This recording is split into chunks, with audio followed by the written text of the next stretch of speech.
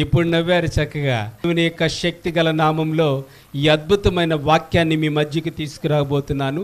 దేవుడు మీకు ఈ పగటి వేళ సమయంలో ఘనతను దయచేయునుగాక. దేవుడు ఘనతను దయచేయునుగాక. దేవుడు ఘనతను దయచేయునుగాక. దేవుడు ఉపమానం చెప్తున్నారనమాట. ఏ ఉపమానం చెప్తున్నారంటే అందరికీ, అయ్యా ఒక ఊరిలో ఒక వివాహం జరుగుతుంది. ఏమంటండి? ఒక ఊరిలో ఒక వివాహం జరుగుతుంది. ఊరిలో వివాహం జరిగినప్పుడు పెద్దలుంటారు, చిన్నలుంటారు, వృద్ధులుంటారు, బాలులుంటారు, యవనస్తులు ఉంటారు. నేను పిల్లల్ని తీసుకెళ్ళి స్టేజీ మీద కూర్చోబెడతామా? కూర్చోబెట్టాం కదా. దానికి ఖ్యాతికి సంబంధించిన వాళ్ళు మాత్రమే, ఘనతకి సంబంధించిన వాళ్ళు మాత్రమే తీసుకెళ్ళి అక్కడ కూర్చోబెడతామనమాట.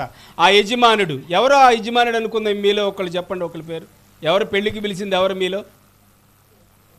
పురుషుల్లో ఒక పేరు చెప్పండి. రైట్, మన రమేష్. నీకు అదే వచ్చిందా? మన రమేష్ మీ అందరిని పెళ్ళికి పిలిచాడండి. ఎవరిని? రెడ్డి దాదని పిలిచాడు, ఎర్రబాబుని పిలిచాడు, ఇటు పిల్లల్ని పిలిచాడు, అందరినీ పిలిచాడు అనమాట. పిలిచిన వాళ్ళు అందరూ వచ్చి కూర్చున్నారు. కానీ నా మొహం కనపడాలి, నేను కనపడాలి, నా అందం కనపడాలి, నేను అందరికీ తెలియాలి, నేనంటే తెలియాలని చెప్పేసి గబగబా స్టేజ్ ఎక్కి కూర్చున్నాడు వెళ్ళి.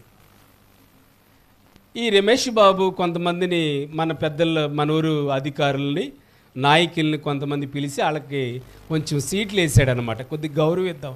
గౌరవించడం మంచిదేనండి, తప్పు కాదు. అలా గౌరవిద్దామని చెప్పేసి ఆ సీట్లు వేసి కూర్చోబెట్టినప్పుడు ఈ గబగబా వచ్చేసి అక్కడికి వెళ్ళి కూర్చున్నాడు అనమాట. కానీ ఈ పగటి వేళ సమయంలో దేవుని వాక్యం ఏం సెలవిస్తుందంటే, తన్ను తాను హెచ్చించుకునేవాడు తగ్గించబడతాడు, తను తాను తగ్గించుకునేవాడు హెచ్చించబడతాడు. అలాగే గమనించండి, తగ్గించబడితే దేవుడు ఘనత మీకు అనుగ్రహిస్తాడు. ఏమనుగ్రహిస్తాడండి? ఘనత అనుగ్రహి. ఒక మాట గుర్తు చేస్తానండి. పేతురు. ఎవరండి ఈయన? పేతురు. పేతురు గారి గురించి ఎంతమంది తెలుసు? ఒకసారి చేయి చూపించండి. పేతురు గారి గురించి. పేతురు అన్న మాట ఎంతమంది అన్నారు? చూడండి, మీరు వినలేదా అమ్మా? ఎత్తండి అమ్మా. నేను చేయలేకుండా మనం అడగలా. ఈ టక్కన ఎత్తండి. యాక్టివ్గా ఉండాలి మందిరంలో ఒక 10 నిమిషాలు, పావుగంట. పేతురు గారి నుంచి విన్నారు కదా. పేతురు స్వభావం ఎలాంటిది? పేతురు మనస్తత్వం ఎలాంటిది? పేతురు ఆలోచన ఎలాంటిది? పేతురు అభిప్రాయం ఎలాంటిది? చెప్పగలుగుతారా? 12 మంది శిష్యులు యేసుక్రీస్తుకి. 12 మంది శిష్యులు అయితే 11 మంది మీరు పక్కన ఉండండి. యేసుక్రీస్తు పక్కన నేనే ఉంటా. Very good. ఎటు చూడమ్మా, నేనే ఉంటా. ఏమనుకున్నాడు? అందరికీ నేను కనపడాలి. ఈ 11 మందిని వెనక్కి గెంటేశాడండి. 11 మంది పక్కనే ఉన్నారు. పేతురు టార్చర్కి భరించలేక, పేతురు పెట్టే టార్చర్కి తట్టుకోలేక పక్కనే ఉండి నడుచుకుంటూ వస్తున్నారు. ఎక్కడ నడిస్తే ఏమైందిలే అనుకుంటూ వస్తున్నారు అనమాట. అవును కదా. తగ్గించుకున్నారంటే ఎవరో అన్నారు. ఏంటండి? తగ్గించుకున్నారనమాట. ఉదాహరణకి తీసుకున్నామండి, గమనించండి. అయితే యేసుక్రీస్తుతో మాట్లాడుతున్నాడు, అన్నీ బాగానే ఉన్నాయి, అనేక అద్భుతాలు చేస్తున్నాడు యేసయ్య, సూచక్రియలు చేస్తున్నాడు, మేలులు చేస్తున్నాడు, గొప్ప గొప్ప కార్యాలు చేస్తున్నాడు. కానీ చివరి దినాల్లో, ఆఖరి దినాల్లో యేసుని సిలువేసే సమయం దగ్గరికి వచ్చేసింది. వచ్చినప్పుడు పేతురుతో ఏమంటున్నాడంటే, ఒక మాట ఏమంటున్నాడంటే పేతురుతో, అయ్యా మరి పేతురుతో ఏమంటున్నాడు యేసుక్రీస్తుతో యేసుక్రీస్తుతో ఏమంటున్నాడు? నేను ఇంకా తండ్రి దగ్గరికి వెళ్తాను, నేను మరణిస్తాను, నేను ఇంకా భూమి మీద ఉండను, తండ్రి నన్ను పిలుస్తున్నాడు, తండ్రి దగ్గరికి వెళ్ళాలని యేసుక్రీస్తు అన్నప్పుడు, అప్పుడు పేతురు ఏమన్నాడు? అయ్యా నువ్వు మరణిస్తే నేను భూమి మీద ఉంటానా? నేను కూడా నీతోనే వస్తాను. ఏమయ్యో, నేను చచ్చిపోయే పరిస్థితిలో ఉన్నానయ్యా. ఏమైనా నువ్వు చచ్చిపోతే నేను భూమి మీద ఉంటాను, నేను కూడా చచ్చిపోతాను. ఉట్టిదే. ఇదివరకు మీకు మన తాతల కాలంలో భర్త చనిపోతే ఆ భర్త పాడి కట్టిన తర్వాత ఆ పాడి మీద దహనం చేసేవాళ్ళు. కాల్చేటప్పుడు మళ్ళీ ఆ బతికున్న భార్యను కూడా దాని మీద పడుకోబెట్టేవాళ్ళు అనమాట. ఎంత భయంకరమైన పరిస్థితి చూడండి, ఎంత శిక్ష చూడండి. ఎవరైనా అలా త్యాగం చేసేవాళ్ళు ఎవరైనా ఉన్నారమ్మా? నువ్వు లేకుండా నా జీవితం అంత అవసరమా? ఎప్పుడు బతికుండగానే. గమనించిన జాగ్రత్తగా పేతురు స్వభావాన్ని వినిపిస్తున్నారు ఇక్కడ. ఎలా ఉందో చూడండి. అయ్యా నీతోనే నడుస్తాను, నీతోనే ఉంటాను, నువ్వు చనిపోతే నేను కూడా చనిపోతాను అని కంగారుగా మాట్లాడుతున్నాడు, దుడుకుగా మాట్లాడుతున్నాడు. యేసుక్రీస్తు ఒక మాట అన్నాడండి. ఏం మాట అన్నాడు చూడండి, గమనించండి. పేతురు నేను చనిపోతాను, తిరిగి లేస్తాను, కానీ నువ్వు జనాల మధ్య కోడి కూసేసరికి నీవు నన్ను ఎరగనని మమ్మారు అబద్ధం ఆడతావు. అవునా ప్రభా, నేను నిన్ను ఎరగనని అబద్ధం ఆడతానా? నీ అడుగుజాల్లో నడిచిన వాడిని, నీ వెంటే ఉన్నవాడిని నేను ఎరగనని అబద్ధం ఆడతానా అని పేతురు అంటున్నాడండి. బొంకుతున్నాడు. ఏం చేస్తున్నాడండి? బొంకుతున్నాడు. ఇంకో సన్నివేశం చూసారా? యేసు ప్రభు నీటి మీద నడిచి వస్తున్నాడు. ఎంత అద్భుతం చూడండి. ఎక్కడ నడుస్తున్నాడమ్మా? నీటి మీద నడుస్తున్నాడు. చూశాడు ఏసయ్య నువ్వే అయితే నన్ను కూడా నడిపించు ప్రభువా. అలాగే పేతురు దిగి అలాగా నడుస్తున్నాడు, చక్కగా నడుస్తున్నాడు. గట్టిగా స్తోత్రాలు చెల్లిద్దాం. పేతురు ఎక్కడ నడుస్తున్నాడు? ఎంత భాగ్యం ఇచ్చాడు దేవుడు, గొప్ప భాగ్యం ఇచ్చాడు. ఎక్కడ నడిచే భాగ్యాన్ని ఇచ్చాడు? నీటి మీద నడిచే భాగ్యాన్ని ఇచ్చాడు. చూడండి, ఒకసారి పేతురులో ఏం బుద్ధి పుట్టింది, ఏం ఆలోచన వచ్చింది? నేను కూడా నీటి మీద నడుస్తున్నాను. ఏ స్వభావం వచ్చింది? తను తాను హెచ్చించుకున్నాడు, గర్వము ప్రారంభమైంది. ఒక బొమ్మ చూపిస్తాను. ఆ బొమ్మ ఎవరిదో చెప్పండి ఒకసారి. మీకు అందరికీ ఒక చిన్న బొమ్మ చూపిస్తాను. మందిని ముందుకు రానిచ్చారా? 11 మందిని సాగనిచ్చాడా? సాగనిచ్చలేదండి. 11 మందిని ముందుకు రానేలా. అలాగే ఈ వాక్యము దేనికి సాదృశ్యము సెలవిస్తుందండి చూడండి. తన్ను తాను హెచ్చించుకున్నవాడు తగ్గించబడతాడు, తన్ను తాను తగ్గించుకున్నవాడు హెచ్చించబడతాడు. ప్రతి విషయంలో కూడా తగ్గించబడాలి. ప్రతి విషయంలో కూడా తగ్గించబడి ఉంటే దేవుడు రానున్న దినాల్లో మనకి ఐశ్వర్యము, ఘనత, మేలు అనుగ్రహిస్తాడు. హల్లెలూయా. రైట్, మన స్టోరీకి వచ్చేద్దామండి. పెళ్ళికి పిలిచారు. పెళ్ళికి పిలిచినప్పుడు ఎదురికెళ్ళి కూర్చున్నప్పుడు ఎదురికెళ్ళి గబాలను కూర్చున్నాం. బాగుంది, మంచిగా అందరికి కనపడాలి, అందరు నన్ను చూడాలని చెప్పేసి ఎదురు కూర్చున్నారనమాట.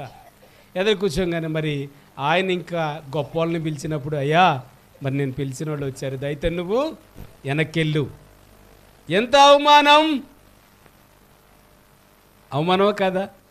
అవమానం. తల ఉంచుకుని ఎలా వెళ్ళాడంట? సిగ్గుతో. గట్టిగా చెప్పండి, చెప్పేదేదో. ఎలా వెళ్ళాడంటండి? సిగ్గుతో, అవమానంతో తల ఉంచుకుని వెళ్ళాడు. అలాగే మరి అక్కడ ఉన్న వారిని పిలిచి ఇక్కడికి రమ్మని ఈ రోజున దేవుని వాక్యం సెలవిస్తుంది. నా స్నేహితుడా అని పిలుస్తున్నాడు దేవుడు మిమ్మల్ని. హల్లెలూయా. ఏమని పిలుస్తున్నాడమ్మా? నా స్నేహితుడా. మిమ్మల్ని పిలుస్తున్నాడమ్మా. చెల్లి, నా స్నేహితురాలా. ఎక్కడ కూర్చోబెడతానన్నాడు? ఏమిస్తానంటున్నాడు దేవుడు? ఘనతనిస్తానన్నాడు. ఏమిస్తాడంట? గొప్ప ఘనతనిస్తానన్నాడు దేవుడు.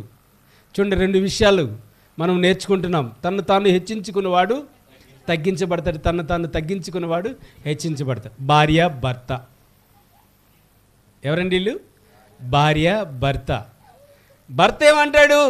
నేను చెప్పింది చెయ్యమ్మా. భార్య ఏమంటది? నువ్వు చెప్పింది. అది మీకేం తెలియనట్టుగా ఉన్నారంట. నువ్వు చెప్పింది నేనెందుకు చేయాలి? ఏమంటారు దీన్ని? నేను చెప్పిందే చేయాలి. ఏంటండి? నేను చెప్పింది. ఎవరి దగ్గర? అక్కడ ఎవరు దగ్గర? ఏం మొదలైంది అక్కడ? తుఫాను ప్రారంభమైంది, చినుకులు ప్రారంభమైనాయి. చినుకు వానల్లా తుఫానుగా మారింది. దేవుని వాక్యం సెలవిస్తుంది, కుటుంబంలో తగ్గింపు జీవితం కావాలి, సమాజంలో తగ్గింపు జీవితం కావాలి, మార్కెట్లో తగ్గింపు జీవితం కావాలి, భార్య దగ్గర తగ్గింపు జీవితం కావాలి. భర్త పాడింది, ఆమె 2 పాడింది. నేను ఎన్ని పాడాలంట? ఈ లోపల వాక్యం లేదు, ఏమీ లేదు. ఇక నడిపించి నానావే అన్నీ.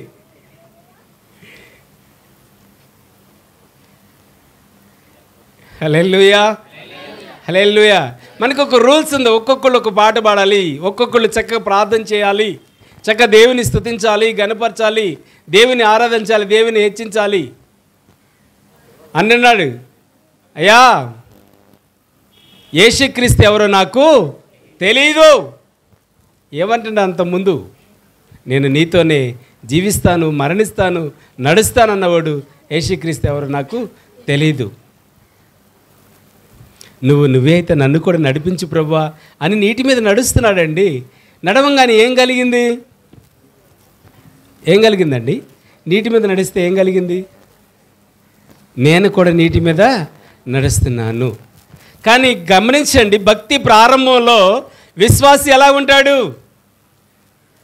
పాస్టర్ గారు నువ్వే చెప్తే అది నేను చేస్తాను పాస్టర్ గారు. ఎక్కడ ఎప్పుడది? విశ్వాసంలో బాగా చదివి చదివి చదివి చదివి చదువు ఎక్కువైపోయిన తర్వాత ఏమవుద్ది? డాడీ ఈ కేకరకాయలు ఎక్కడి నుంచి తెచ్చావు? ఏమైందండి?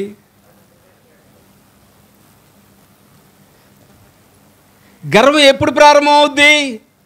ఎక్కువైనప్పుడే. ఏది ఎక్కువైనప్పుడు? ఏది ఎక్కువైనప్పుడమ్మా?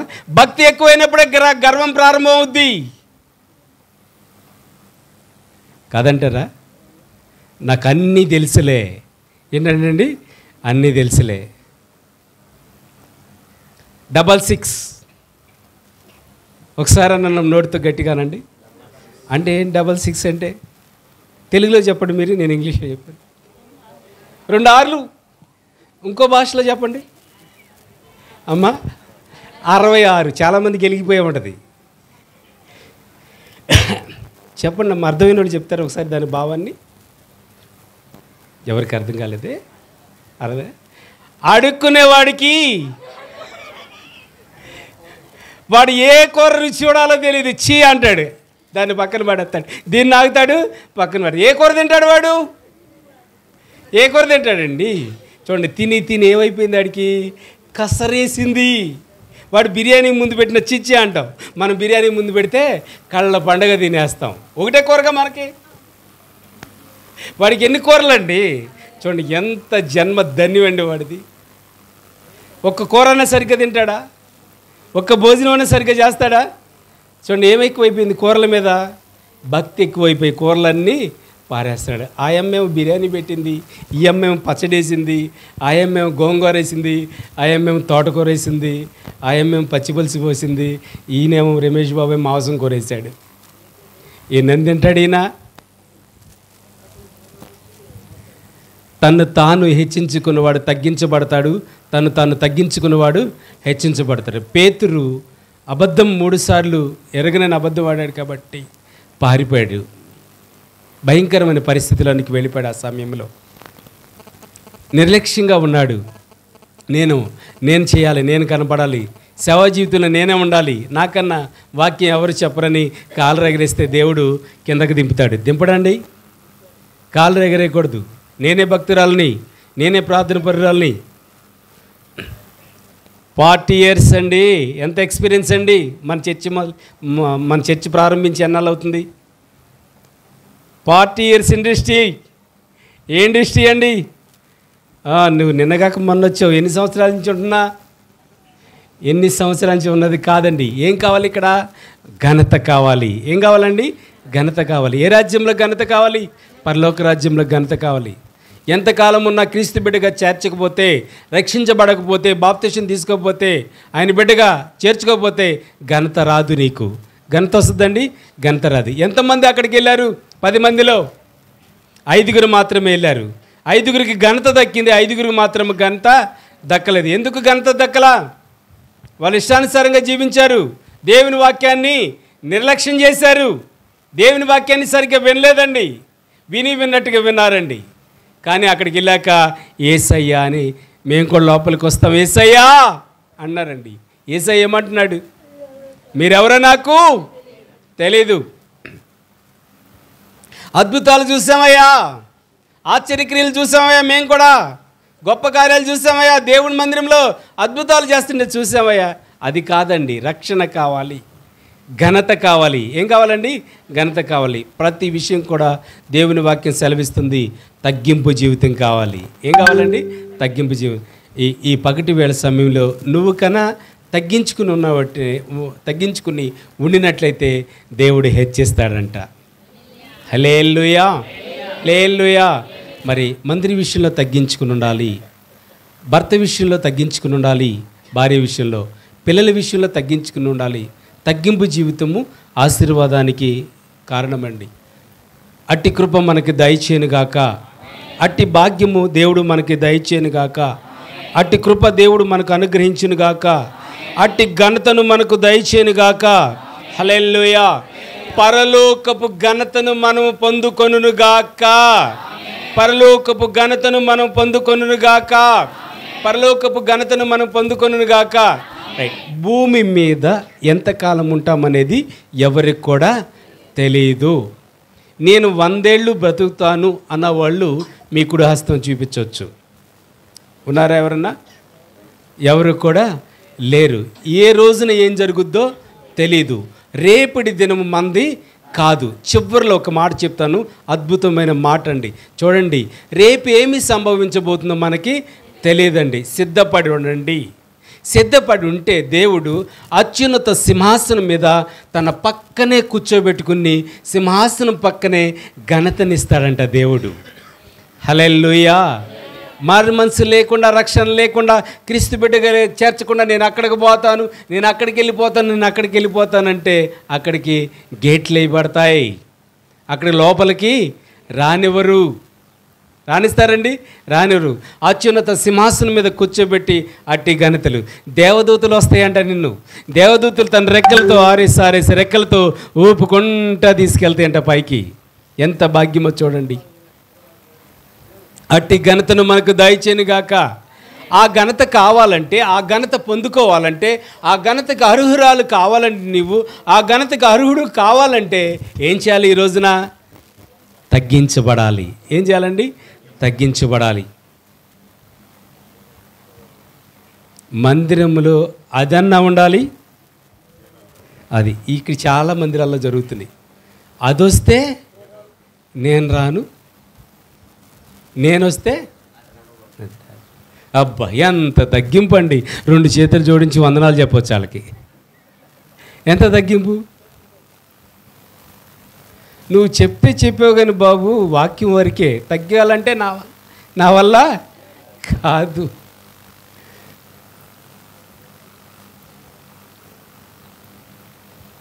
యేసుక్రీస్తుని ఇలా కొట్టారండి ఈ చెంప మీద.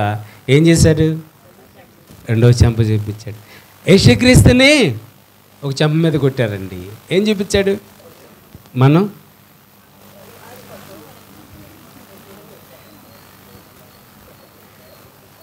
గాంధీ గారు పాటించారండి ఆ నియమం కూడా. మనం పాటించొద్దంటారా? సింహాసనం పక్కన కూర్చొని పెట్టొద్దంటారా మిమ్మల్ని? అట్టి ఘనత వద్దంటారా? చూడండి, వెనక్కి తీసుకెళ్తుంటే అందరూ చూస్తుండగా అవమానం. వెనక్కి కూర్చోబెడుతుంటే అందరూ చూస్తుండగా స్నేహితుడా ఏమని పిలుస్తున్నాడండి? స్నేహితురాలా లోపలికి రా, సింహాసనం పక్కన కూర్చోబెడతాను అని దేవుడు అన్నాడండి. ఎంత భాగ్యం అండి, ఎంత ఘనత అండి, ఎంత అవకాశాన్ని, ఎంత కృపనిచ్చాడు. మోషే నత్తోడు. మాట సరిగ్గా వస్తుందండి? రాదు. మాట్లాడటం సరిగ్గా రాదు. నత్తిగా మాట్లాడతాడు, మాట తడబడతాడు, స్పష్టంగా మాట్లాడలేడు. మోషే నేను నిన్ను పిలిచాను అన్నాడు. ఏమన్నాడండి? పిలిచాను. అయ్యా నేను ఏ పార్టీ ఉన్నాయా? ఏమన్నాడండి? నేను ఏ పార్టీ ఉన్నాయా?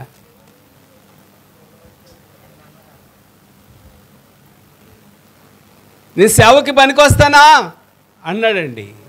నోటి మాధ్యం గలవాడిని, నాకు మాటలు సరిగ్గా రావు. ఒక మాట అడుగుతానండి, మిమ్మల్ని పిలిచాను. ఏంటండి? పిలిచాను, దుర్గారావు రాయా ఈ పని చేద్దు కానీ. అది నా వల్ల ఏమవుద్ది? దాన్ని చేసేవాళ్ళు చాలామంది అండి. నిన్ను పిలిచిన దేవుడు నమ్మదగిన దేవుడు. హల్లెలూయా. నిన్ను పిలిచిన దేవుడు ఘనతనిచ్చే దేవుడు. ఏమిచ్చే దేవుడు అండి? ఘనతనిచ్చే దేవుడు. ఈ నోటి మాధ్యం గలవాడితో దేవుడే మాట్లాడాడండి. నత్తివాడైన మోషేతో 4 లక్షల కలాబాలాన్ని నడిపించాడు దేవుడు. హల్లెలూయా. ఎర్ర సముద్రముని పాయలుగా చేర్చాడండి. హల్లెలూయా. ఎర్ర సముద్రం ఏం చేశాడండి? పాయలుగా చే నీటిలోంచి బండలోంచి నీటిని పుట్టించాడు దేవుడు. ఆకాశం నుంచి మన్నాన్ని కురిపించాడు. దేవుడు నిన్ను ఎన్నుకున్నప్పుడు సీనుబాబు, రాహేలు, లక్ష్మి, నాగేశ్వరమ్మ గారు అని నా స్నేహితురాలా ఏమన్నాడండి పగటి వేళ?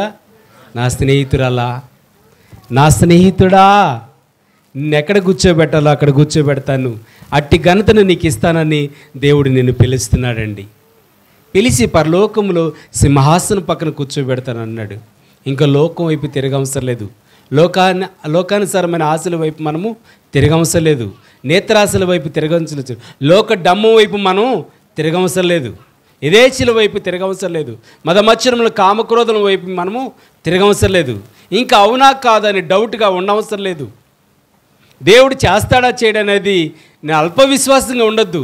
దేవుడు ఘనతనిస్తానన్నాడు, ఆశీర్వాదం ఇస్తానన్నాడు, దీవెనిస్తానన్నాడు.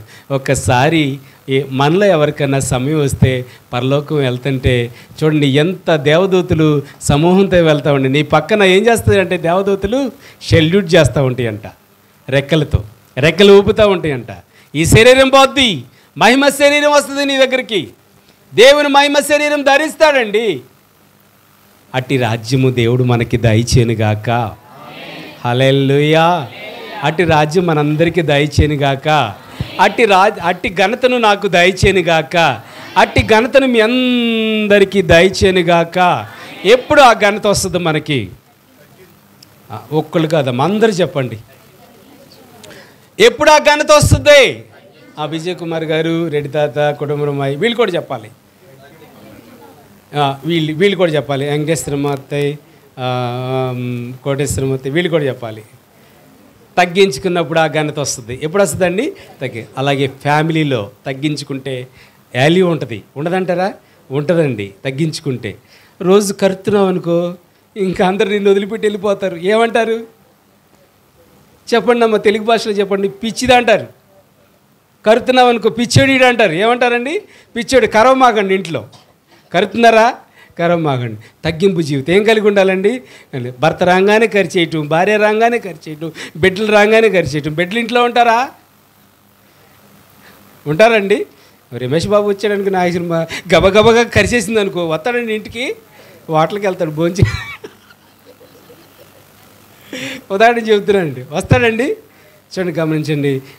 కుటుంబంలో తగ్గింపు జీవితం కావాలి.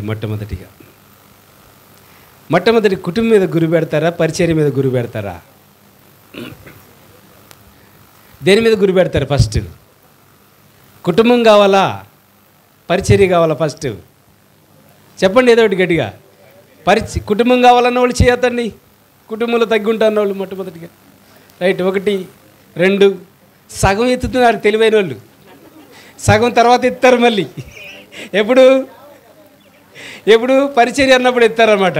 ఇది సగం, అది సగం. రైట్. ఎచ్చగానే ఆనందం, చల్లగానే ఆనందం. రైట్. కుటుంబం కావాలన్న వాళ్ళు చేయొద్దండి. ఒకసారి 1, 2 తప్పు చాలామంది అన్నారు. రైట్. మీరు దించండి. ఆ పరిచర్య కావాలన్నాడు. రైట్. 1, 2 అబ్బు ఇద్దరు 2 షాట్లకి ఎత్తారేంటి? చాలా చేతులు కనపడుతున్నాయి. రైట్. హల్లెలూయా. కుటుంబం కట్టుకున్నాకే పరిచర్య కట్టగలుగుతామండి. కుటుంబం కట్టుకోకుండా పరిచర్యని కట్టలేము. భర్త దగ్గర తగ్గింపు జీవితం లేకుండా కుటుంబాన్ని పరిచర్య చేయలేమండి. భార్య దగ్గర తగ్గింపు జీవితం లేకుండా పరిచర్య చేయలేమండి. బిడ్డల దగ్గర తగ్గింపు జీవితం లేకుండా పరిచర్య చేయలేమండి. కుటుంబంతో సఖ్యత లేకుండా పరిచర్య చేయలేమండి. గ్రామంతో సఖ్యత లేకుండా పరిచర్య చేయలేమండి. ఇంటి పక్కల వారితో సఖ్యత లేకుండా పరిచర్య చేయలేమండి. సంఘంతో సైక్యత లేకుండా పరిచర్య. ఇదంతా కుటుంబం. మీతో సైక్యత లేకుండా నేను పరిచర్య చేయలేనండి. నా కుటుంబంతో సైక్యత లేకుండా పరిచర్య చేయలేమండి. నా తండ్రితోనూ, తల్లితోనూ, బిడ్డలతోనూ, స్నేహితులతోనూ, అన్నదమ్ములతోనూ, అక్కచెల్లెలతోనూ, బంధువులతోనూ సైక్యత కలిగి మనం ఉండాలి. సైక్యత కలిగి ఉంటే నేను పరిచర్య చేయగలుగుతాను. వాళ్ళందరికీ వాళ్ళు మాట్లాడబోతే చేసేది ఏముండదు. మన వంతు మనం చేయాలండి. మేము మాట్లాడదని చూస్తున్నాం, వాళ్ళు మాట్లాడలేదంటే పోనీ వాళ్ళ కర్మ, అంతే. ఏంటి బాబు మరి నువ్వు బాగా చెప్పావు, మరి వాళ్ళు మాట్లాడలేదంటే వాళ్ళ కర్మ ఇక వదిలేయటమే. ఇక చూడండి, తగ్గించుకోవాలి. ఏం చేయాలండి? తగ్గించుకోవాలి. దేవుడు హెచ్చిస్తాడండి. కుటుంబ విషయాలు అలా చూసుకున్నాడు. పరిచర్యలో 2 ఏంటండి? పరిచర్యలో తగ్గింపు జీవితం కావాలండి. నీ పక్కవారిని కానీ, పెద్దలను కానీ, తోటి వారిని కానీ, దూరం నుంచి వచ్చిన వారిని కానీ ప్రేమతో పలకరించాలి. వాళ్ళతో నాకెందుకులే అని చూడకూడదండి. ఇప్పుడు పిన్ని అలా కొత్త బయట నుంచి వచ్చారు, వాళ్ళని మంచిగా మాట్లాడాలి. మంచిగా మాట్లాడితే వినయం తెలుసుద్దండి. తగ్గింపు జీవితం వాళ్ళకి తెలుసుద్ది. దేవుని మీద ఇంత ప్రేమ ఉందా, వీళ్ళకి ఆప్యాయత ఉందా అనేది అంత ఆలోచన కలుగుద్ది. క్రమక్రమంగా సంఘం విస్తరించబడుద్ది, ఆశీర్వించబడతారు, వర్ధిల్లుతారు. అందరూ ఖ్యాతి ఉంటుంది. అందరికీ పరలోక రాజ్యంలో స్థానం ఉంటుంది, భాగ్యం ఉంటుంది, గొప్ప భాగ్యం ఉంటుందండి. గొప్ప అర్హత ఉంటుంది, గొప్ప హక్కు ఉంటుంది. పరలోక రాజ్యంలో ఘనత ఉంటుంది. ఏముంటుందండి? ఘనత ఉంటుంది. కుటుంబంలో కట్టుకోవాలి, సంఘంలో కట్టుకోవాలి. 3 ఎక్కడ కట్టుకోవాలి? పరలోకంలో. మొట్టమొదటి కుటుంబంలో కట్టుకోవాలి, 2 సంఘంలో కట్టుకోవాలి, 3 పరలోకంలో కట్టుకోవాలి. అట్టి ఘనత మనందరికీ దయచేయనుగాక. రైట్. మరి పాపం గబగబా వచ్చి ఆతృతగా కూర్చున్న వాడిని నిదానంగా తీసుకెళ్ళాడు, తల ఉంచుకుని వెళ్ళిపోయాడు. చివరిలో వెనక్కి కూర్చోబెట్టాడండి. అవమానం. ఎక్కడో ఉన్నవాడిని పిలిచి ఇక్కడ కూర్చోబెట్టాడు. ఆయన ఖ్యాతి వచ్చింది. అలాగే ఈ రోజున యేసుక్రీస్తు మీ అందరినీ పిలుస్తున్నాడు. ఏమని పిలుస్తున్నాడు? స్నేహితుడా. చెప్పండి రా, స్నేహితుడా, స్నేహితుడా, స్నేహితుడా, స్నేహితుడా. మరొకసారి షేక్ హ్యాండ్ ఇవ్వండి. మళ్ళీ ఊరికే కాదు అనండి, స్నేహితుడా. నేనే అన్నా, మీరు అంటలా. స్నేహితుడా, అట్టి ఘనత మీరు దయచేయనుగాక. యేసుక్రీస్తు మీ అందరికీ చెప్తున్నారండి, కుటుంబంలో అట్టి ఘనత మీకు దయచేయనుగాక, సంఘంలో అట్టి ఘనతను దయచేయనుగాక, పరలోకంలో అట్టి ఘనతను దయచేయనుగాక. రేపు ఏం సంభవిస్తుందో తెలియదండి. మనందరికీ రిజర్వేషన్ అయిపోయి ఉంది అక్కడ. హల్లెలూయా. ఇంకెవరన్నా మిస్ అయి ఉంటే, పట్టాలు తప్పి ఉంటే పట్టాల మీదకి రండి. ఇంజిన్ ఇది. ఏంటండి ఇది? ఇంజిన్. ఇంజిన్ ఏది? ఇంజిన్ ఇక్కడ ఉందండి. బోగీలు వేయండి. అబ్బా ఎన్ని బోగీలు ఉండేవి చూడండి. అబ్బా ఎన్ని బోగీలు ఉండేది. కొన్ని ఈ బోగిల్లో ఒక బోగి పక్కకి వెళ్ళిపోతుంది. పక్క వెళ్ళిపోయి మళ్ళీ ఏం చేస్తుంది? మళ్ళీ లోపలికి వస్తుంది. మళ్ళీ పక్క వెళ్ళి లోపలికి వస్తుంది. ఈసారి వెళ్ళని మాకండి.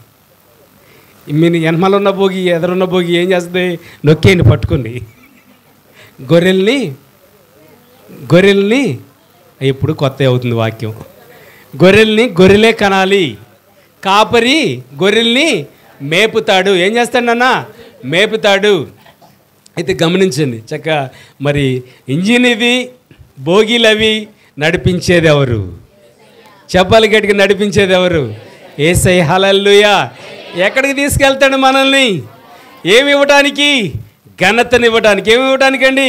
ఘనతనివ్వటానికి. చూడండి, ఈ వాక్యం అద్భుతమైన వాక్యము మన మధ్యన దేవుడు ప్రవేశపెట్టాడు. సింపుల్గా అర్థమయ్యే వాక్యం, అందరికీ తెలిసే వాక్యం అండి.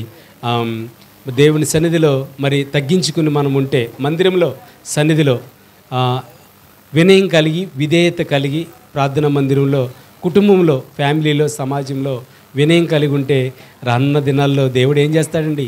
గొప్పగా దీవిస్తాడు. తగ్గించుకుంటే హెచ్చిస్తాడు, హెచ్చించుకుంటే తగ్గిస్తాడు. హల్లెలూయా, హల్లెలూయా. అట్టి ఘనత మనకి దయచేయనుగాక, అట్టి కృప మనకి దయచేయనుగాక. రైట్, ప్రార్థన చేసుకుందాం. పరిశుద్ధుడా యేసయ్య, స్తోత్రాలు తండ్రి, స్తుతులు చెల్లిస్తున్నాం ప్రభువా. ఈ పగటి వేళ సమయంలో ఉపమానం చెప్పావు తండ్రి. ఒక పెళ్లి విందుకి ఒక ఆయన పిలిచినప్పుడు అడావుడిగా వెళ్ళిపోయి కూర్చున్నాడు. కానీ తానికన్నా ఘనత వహించిన వారు వచ్చినప్పుడు, అయ్యా నేను పిలిచిన వారు కొంతమంది వచ్చారు, వెనక్కి వెళ్ళమన్నప్పుడు సిగ్గుతో వెనక్కి వెళ్ళిపోయాడు. యేసయ్యా, నువ్వు పిలిచావు తండ్రి, సింహాసనం పక్కన కూర్చోబెట్టావు. స్నేహితుడా అని పిలిచాడండి. స్నేహితుడా అని పిలిచి సింహాసనం మీద కూర్చోబెట్టాడు. దేవా, ఆ ఘనత నాకు కావాలి యేసయ్యా. నిత్య నరకానికి వెళ్ళకూడదయ్యా. అగ్ని ఆరక పురుగు చావక అలాంటి గంధకాల్లోకి వెళ్ళకూడదయ్యా. స్నేహితుడా అని పిలిచావు తండ్రి. కృతజ్ఞత కలిగి ప్రార్థించుకుందాం. ప్రభుని అడుగుదామండి, సాష్టంగా పడదాం, సాగిలి పడదామండి.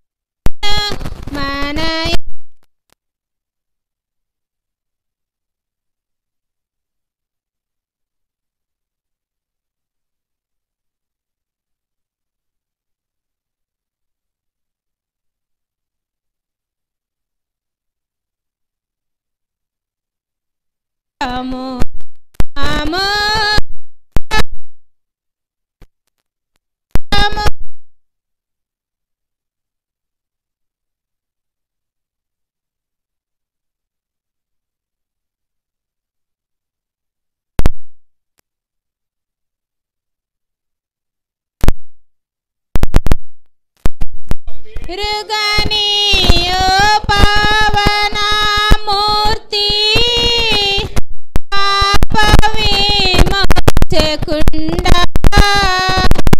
నా పాలి దైవ నా పాపము కొరకి పాట్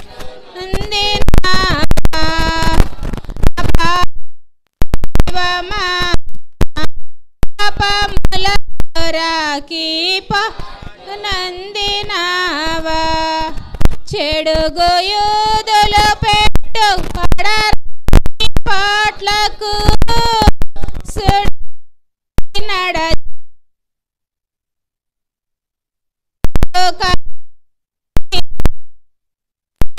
సిలువను